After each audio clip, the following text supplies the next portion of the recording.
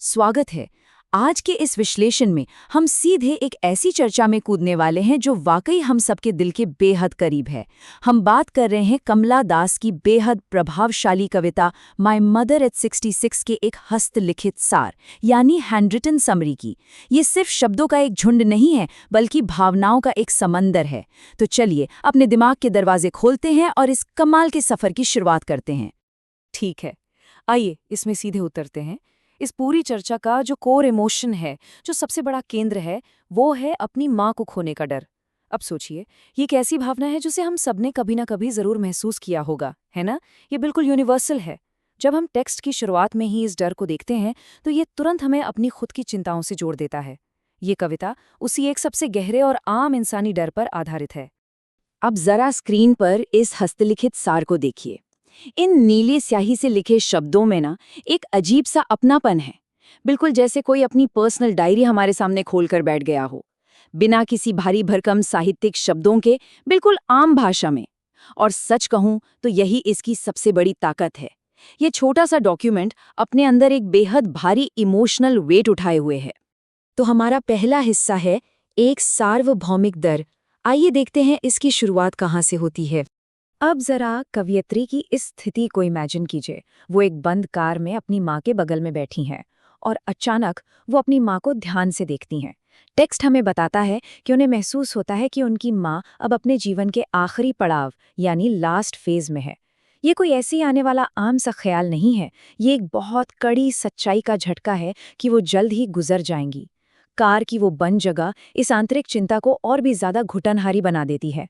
ये नकारात्मक विचार बिल्कुल एक तूफान की तरह उनके दिमाग पर छा जाते हैं और कवयित्री अंदर से पूरी तरह डर जाती हैं। जिसके बाद हम आते हैं अपने अगले हिस्से पर, कार के बाहर की जिंदगी। अब यहाँ जो चीज़ सच में दिलचस्प है ना, वो ये है कि ये सिर्फ एक भौगोलिक सफ़र नहीं है, ये एक साइकोलॉजिकल रास्ता भी है। देखिए कैसे। पहला कदम, कार के अंदर उन नेगेटिव विचारों में घिरना।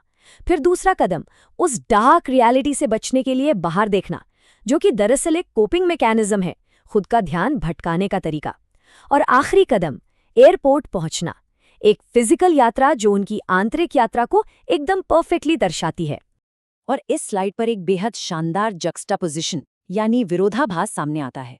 एक तरफ कार के अंदर का माहौल है जहां बुढ़ापा है, मौत का डर है, एक उदासी है, और दूसरी तरफ कार के बाहर की दुनिया जो लाइफ और एक्टिविटी से पूरी तरह भरी हुई है। वो तेजी से भागते जवान पेड़ जो वक्त के गुजरने और एनर्जी का प्रतीक है, और वो खुश बच्चे जो उम्मीद और नई शुरुआत दिखाते हैं। कार के अंदर मौत का ख्याल और बाहर जीवन का जश्न। ये इतना जबरदस्त कॉन्ट्रास्ट उनकी आंतरिक पीड़ा को और भी ज्यादा गहरा कर देता है। और अब तीसरा हिस्सा, दर्द को छुपाना। जब उनका ये फिजिकल सफ़र अपने आखिरी पड़ाव पर पहुंचता है, यहाँ आके ना एक इमोशनल विप्लैश सा लगता है। एयरपोर्ट पहुंचकर चेकिंग के बाद कवित्री पलटकर दोबारा अपनी माँ को देखती हैं। टेक्स्ट के ये शब्द सुनिए, कलरलेस एंड पेल फेस यानी रंगीन और पीला चेहरा। बाहर की उस लाइवली दुनिया का जो थोड़ा बहुत असर था ना, वो एक सेकंड में गायब हो जाता है। उन्हें दोबारा उसी तेज दर्द का सामना करना पड़ता है जिसे वो कार में दबाने की कोशिश कर रही थीं। वो आखिरी बार उन्हें देखने का दर्द एक नई लहर बनकर वापस आता है। और अब आती है इस पूरे विश्लेषण की सबसे अहम बात। इस भावनात्मक तूफान का सबसे बड़ा क्लाइमैक्स छुपा है इस एक लाइन में, सी यू सून अम्मा, जल्द ही मिलते हैं अम्मा। एक तरफ दिल अंदर से टूट रहा है कि शायद ये आखिरी मुलाकात हो, और दूसरी तरफ होठों पर ये उम्मीद भरे शब्द।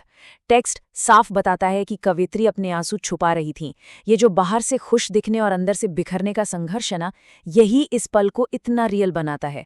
वो सिर्फ इसलिए मुस्कुराती हैं क्योंकि वो अपनी माँ को अपना डर नहीं दिखाना चाहती। तो आज के इस विश्लेषण को हम एक बेहद जरूरी सवाल के साथ खत्म करेंगे। जो कुछ भी हमने आज समझा उस पर जरा गौर कीजिए। जब हमें पता हो कि नुकसान तय है, तब किसी अपने के सामने मुस्कुराना, अपने आंसू छुपाना, क्या ये एक गहरे साहस का काम है या फिर हकीकत को ना मानने का, मौत के डर से भागने का एक मैकेनिज्म है? इस बारे में जरूर सोचिए। भावनाओं के इन्हीं तानों बानों को समझना ही तो हमें बेहतर इंसान बनाता है। आज के इस विश्लेषण में बस इतना ही। जुड़ने के लिए धन्यवाद। सोचते रहिए और सीखते रहिए।